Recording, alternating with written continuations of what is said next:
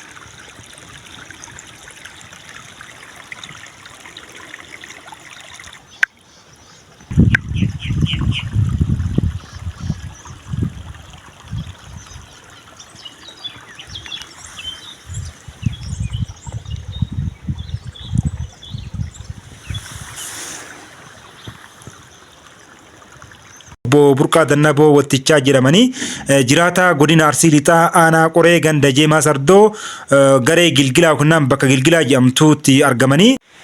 Ashama harka fuunee daawwattoota keenya assalaamu alaykum warahmatullahi wabarakatuh. Ardii miidiyaa neetwork irraa asitti nam tokko keessummaa tokko affeeranneerraa sababni ittiin affeeranne ammoo bishaan oorruu isaanii ka qonnaa keessan burqaan guddaan maddi bishaanii argamee ka amma duratti viidiyoo irra daawwattasanii kanaaf interview isaan hanga dandameen isaanirraa yaada fudhannaa.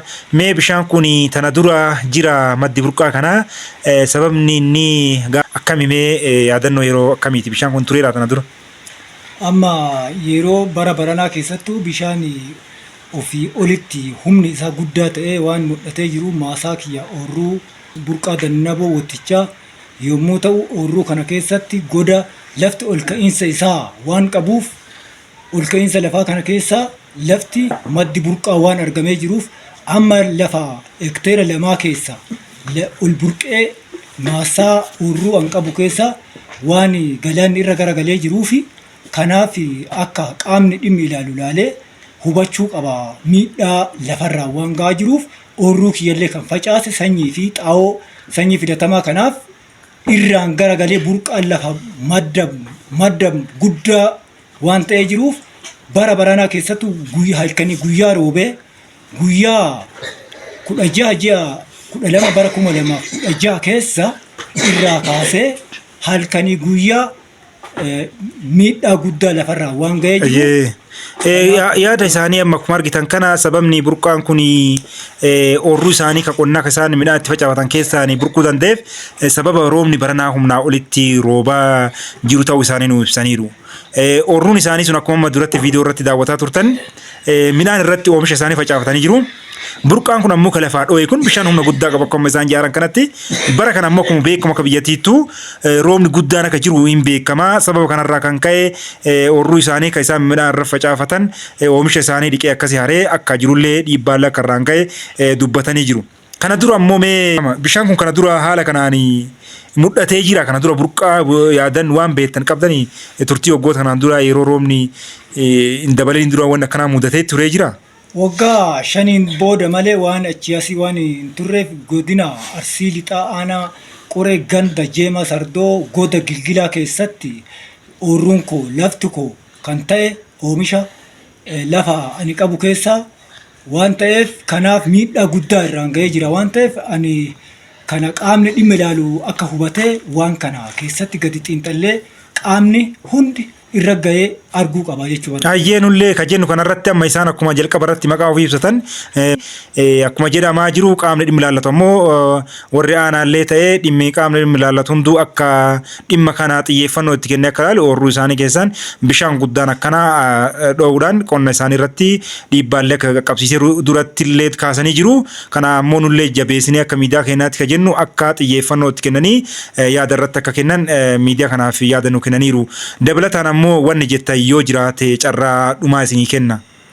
Kanaaf qaamni amma argee intervii kana irratti nu dhiyeesse kun galatoomaadha. Qaamni dhimma ilaalullee akkasuma akka hubatu jechaan haalaaf kabajaadhaan ani galatooma akkuma amma jedhan akkuma dhageettan yaada hedduu dabarsanii yaada bilchaata hedduu dabarsanii bakka kanatti ammoo bishaan kun ammoo nullee wanni daballee akka miidiyaa kanaatti daballee dubbannu bakka bishaan kana irratti qorannoon osoo taasifame bishaan kun wookaa bishaan dhugaatiif biyyattiif aanaa kanaaf yookaan godina kanaaf fayyadu bishaan akkasiillee argamuu waan danda'uuf qorannoon qaama dhimmi ilaallatuun osoo taasifamee jennaa waan turtii kanan wajjin taasiftaniif obbo Burqaa Dannaboo hedduu isin galatoomfannaa ulfaadhaa isiniin jenna. Galatoomaa isiniin jedha. Yaa taash.